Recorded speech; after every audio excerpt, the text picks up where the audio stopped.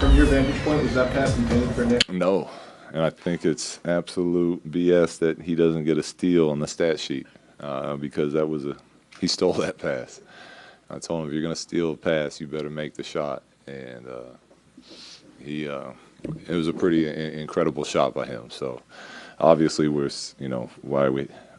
of the reasons we like Nick out on the court at the end of the game. He's not afraid of the moment. He loves the moment. He made a big shot for us. Yeah, well, he got hot. He had some really tough shots. I thought we did a pretty good job on Russ for most of the night, just making it hard on him. And you're never gonna. I've said it before. As superstars, you're never gonna shut down. It's all about how hard you make them work.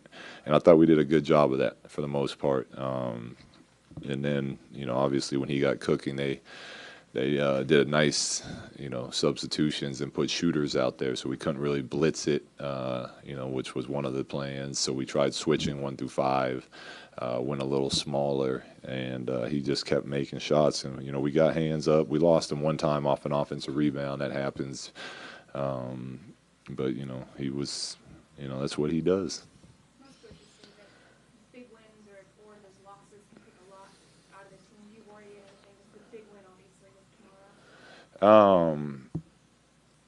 No, I mean I'm happy for the guys. It's obviously a win. You love wins; they're fun. But I thought our focus level was better tonight than it's been in a long time.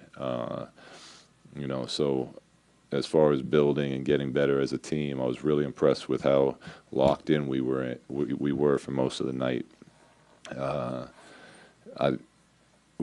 Playing the Warriors, you got plenty to worry about other than an emotional hangover. So I told the guys, it's us and the Spurs are the only two teams that have beat them, and we beat them last. So they're probably the ones that are a little nervous right now as we get ready to fly up to Oakland. That's funny.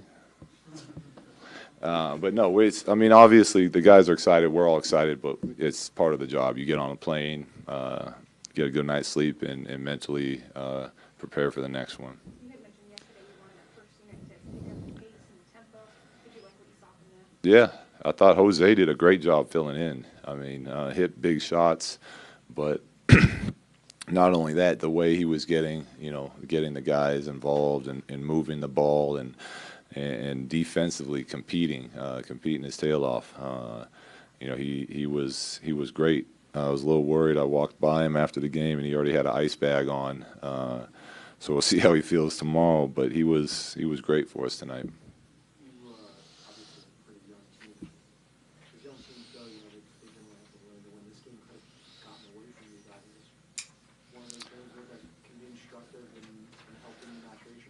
Absolutely, and I feel like even if we would have lost tonight, we wouldn't have let this one get away. They made some incredible shots down the stretch. I thought our guys were playing well.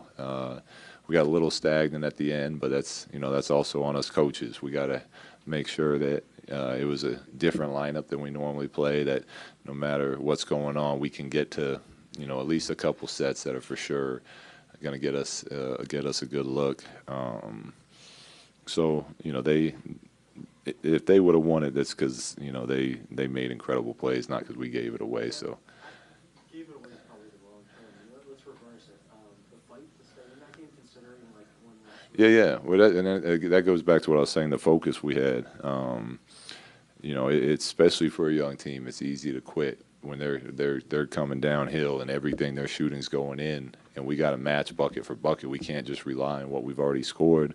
Brandon hit some big threes in the fourth.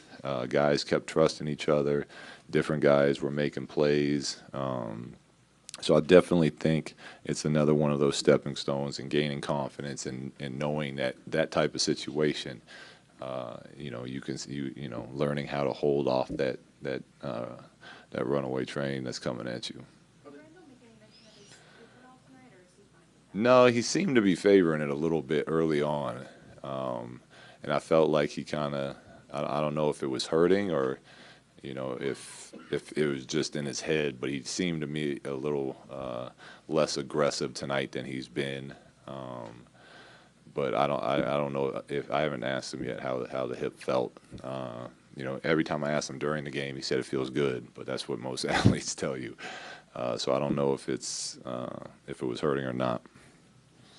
How important is it to stay above